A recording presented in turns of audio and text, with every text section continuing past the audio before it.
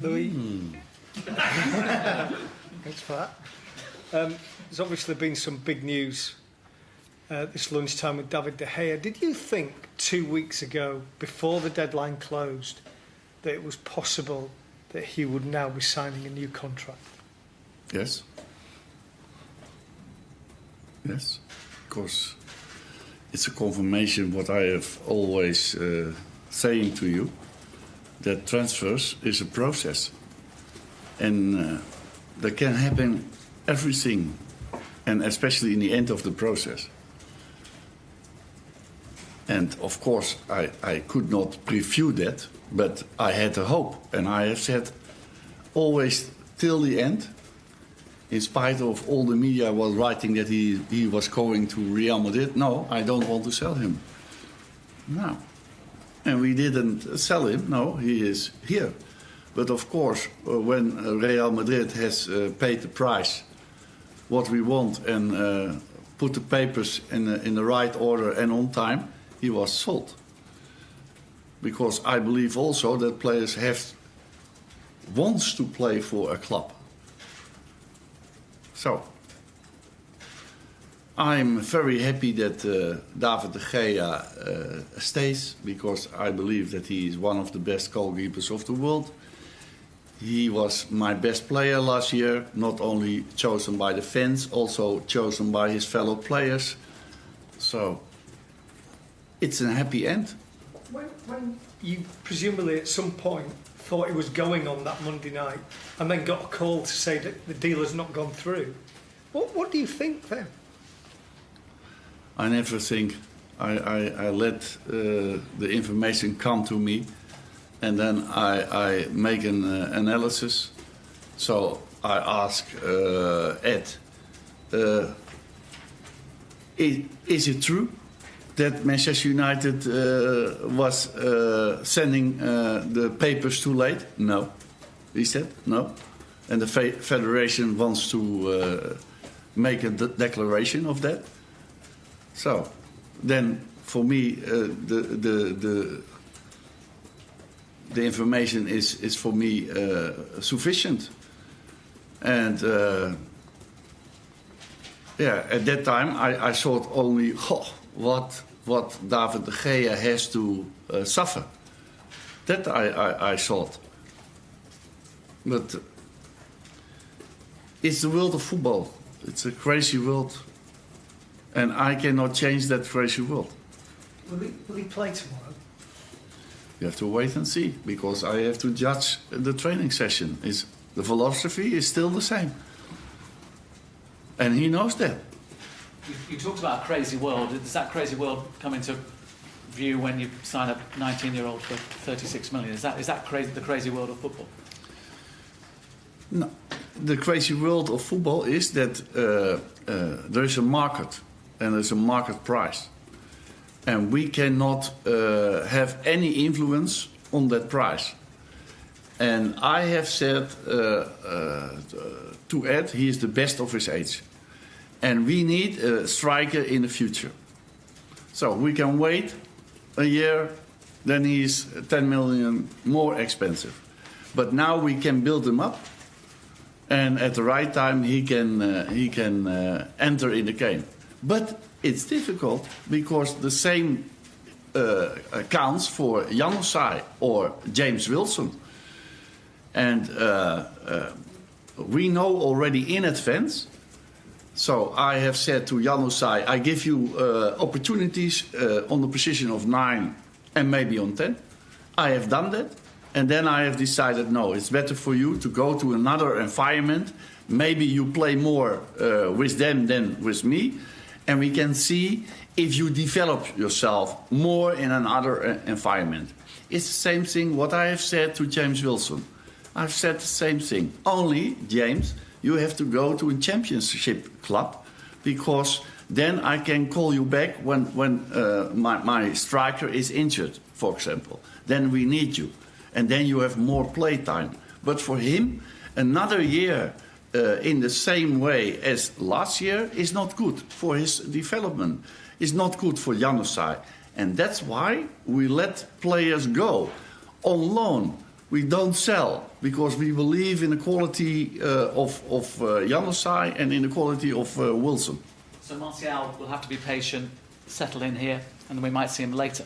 Yes, we have to. I say it also via you to the fans, because I can imagine that the fans shall think 50 million.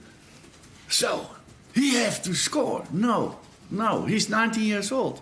He has to adapt, and it is very difficult to adapt. You have seen how Di Maria has struggled, and he was 27. And Falcao, he was 29. So it's not so easy. And especially in Manchester United, the pressure is much higher than in another club. So no, I don't think that we have to give him too much pressure. But of course, he has to adapt to our culture, to our philosophy. And that's very difficult enough. And maybe he can show signals of his quality in this season. Louis, you mentioned before, obviously, you're going to have to look at training to see about De Gea, whether or not he plays, but you presumably have spoken to him now with the contract and everything else. Mentally, which was the issue before, not mentally focused, how confident are you that he's mentally fine to get right back into it now? Yeah. Now, it's logical that now his head is empty. And he can concentrate and focus himself on the match. So it's a big change with the 3 or 4 weeks before that. And I hope I can see that also in the training sessions, so I can give him his first lineup position. But it is always like that. You have to show it on the training sessions and in the matches. The same thing counts for Romero and Sam Johnston. And I have to compare, and at the end I make the decision. Not only me, also with my staff. But at the end I take the decision. Okay, last question. Louis, there's been reports this week of unrest in the squad in some quarters. How do you react to that, and how do you think your relationship is with your players? I think that I have a superb relationship with my players.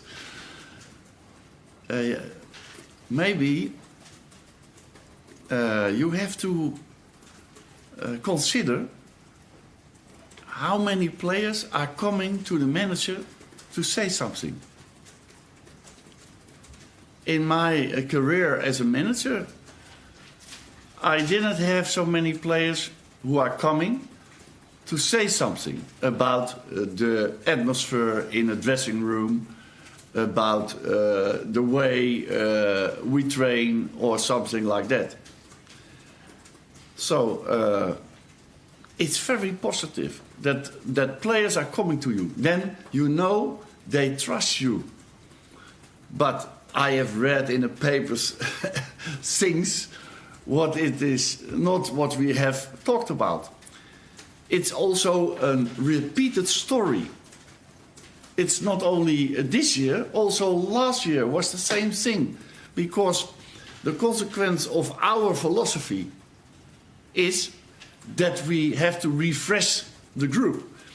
And maybe you know that last year, I think, we sold and released 11 players. This year, I think 14 players. And we have bought 5 or 6 last year, and now 6, I think. I don't know, 7. So the whole dressing room has been changed. Can you imagine when your friend, because some have friends in the dressing room, must leave? And what are your feelings then? So, Rooney and Carrick, the captains, came to me and said, the dressing room is flat. We want to say that to you because we want to help you. And then I have paid so many attention. And then I'm a communicator, so I communicate then not only with my captains, because they are try to warn me. So I go to the dressing room and I communicate with my players. And then we have discussed a lot of aspects. What I cannot tell here, but these aspects are not the aspects what you have written, or some have written. I don't know exactly who is written that, because it was also a source. Like my friend is saying, the fans are saying that.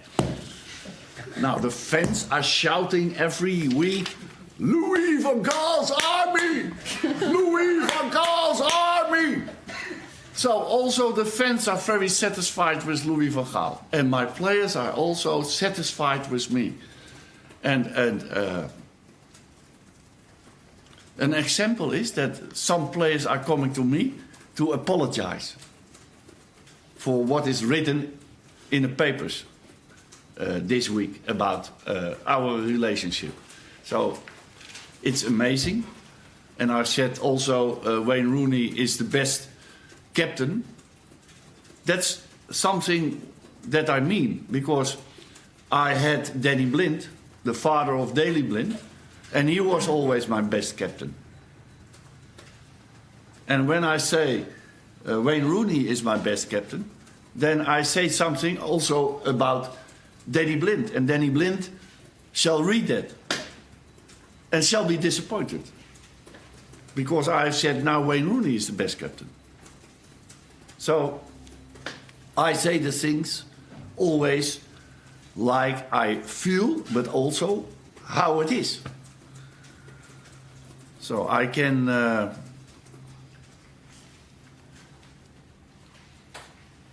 say only that I have a very good relationship with my players. It is also a little bit logical now, because there are only 9 players left of the group. So the other players I have bought. So they shall not say that I'm a lousy manager.